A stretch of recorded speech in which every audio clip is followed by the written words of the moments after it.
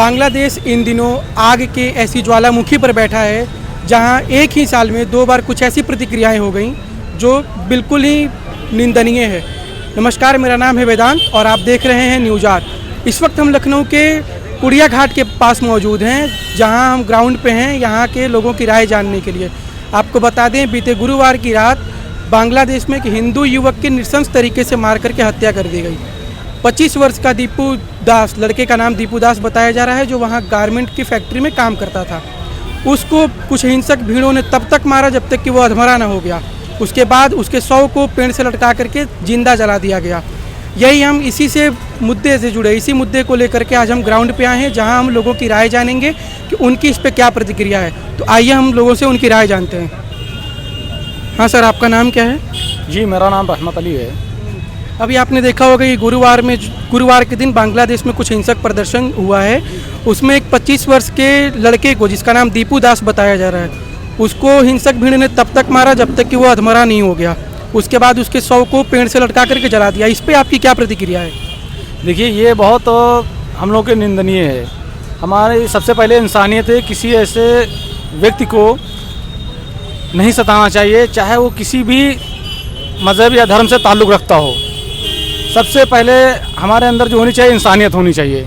हम ये नहीं कह रहे हैं कि हम मुस्लिम हैं, हिंदू हैं, कोई नहीं। हमारे अंदर जो है इंसानियत होनी चाहिए, वो किसी भी धर्म का हो। दूसरी बात, बहुत बड़ा निंदनीय अपराध किया है वहाँ के लोगों ने उसको मार करके। उस पर वहाँ की जो लोग हैं बांग्लादेश को, उनका कहना है कि इसने जो है इश्निंदा किया था। इश्निंदा का मतलब किसी धर्म के खिलाफ ऐसा बोल दिया था जिससे वो जो हिंसक भीड़ थी वो उग्र हो गई। इस पर आपकी क्या राय है? देखिए, मेन चीज़ ये होती है कि हमारा कोई भी धर्म हो, सबसे पहले टारगेट होता है अपने देश का संविधान। सबसे ऊपर होता है अपने देश का संविधान। अगर एक एग्जांपल दीजिए, हमारे अंदर 2 आँखें हैं, तो हम सबसे पहले जो है हम अपने देश जितना प्यारा है उतना धर्म, लेकिन किसी के धर्म पे टिप्पणी नहीं करनी चाहिए। और हमको अपने देश, चाहे हमारा हिंदुस्तान है, हमको अपने हिंदुस्तान में प्यार है, मोहब्बत है। और हमारे वहाँ जो माहौल है बहुत अच्छा है। हमारी सरकार जो है बहुत अच्छी चल रही है। अगर हम अच्छा करेंगे तो हमारे लिए अच्छी है, अगर हम गलत करेंगे तो हमारे लिए गलत होगा।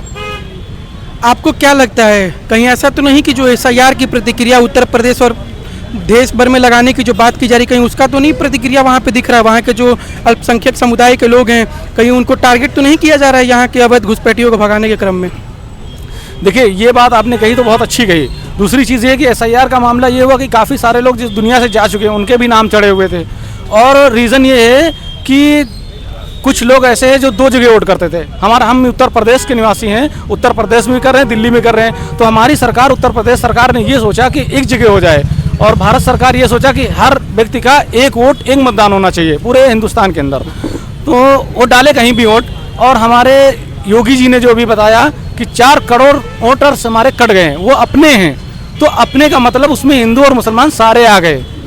अगर उससे सारे ना हो तो योगी जी ये अल्फाज अपने मुंह से नहीं कहते। नहीं, हमारा सवाल है कि कहीं इसका प्रतिक्रिया जो है, SIR की जो प्रतिक्रिया है, कहीं ऐसा तो नहीं कि वहाँ के हिंदू जो अल्पसंख्यक हैं उनको टारगेट किया जा रहा है कि वो हमारे जो बांग्लादेश में जो बांग्लादेश के लोग आ गए हैं उनको हटा रहे हैं? इस तरह की कोई बात तो नहीं है? नहीं, ऐसा कुछ नहीं है हमारे देश में। हमारा देश बहुत ही महत्वपूर्ण और बहुत ही अच्छा, भारत महान है हमारा। किसी दूसरे घर से, किसी दूसरे देश से हमें कोई मतलब नहीं। वो वहाँ की उनकी नैतिकता, उनकी राजनीतिकता, उनका संविधान क्या कहता है, हमसे इससे मतलब नहीं है। हम अपने देश की बात कर रहे हैं। हमारा देश महान है, हमारा भारत बेहतर है। अगर हम बात करें भारत के मुसलमानों की, जो बांग्लादेश में जो चीज़ें हो रही हैं, उस पर आपकी क्या राय है? क्या भारत का मुसलमान उस चीज़ को कैसे देखता है, किस नज़रिए से देखता है?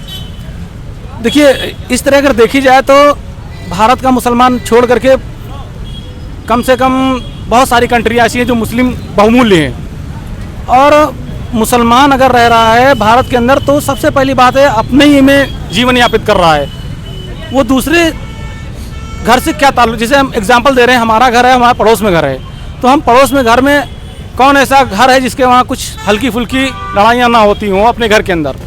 और इसी तरह हम अपने भारत के अंदर हैं, हम खुश हैं, वहाँ से हमारा कोई ताल्लुक नहीं है, वहाँ से हमारा कोई विषय उस पर बोलने की बात नहीं है।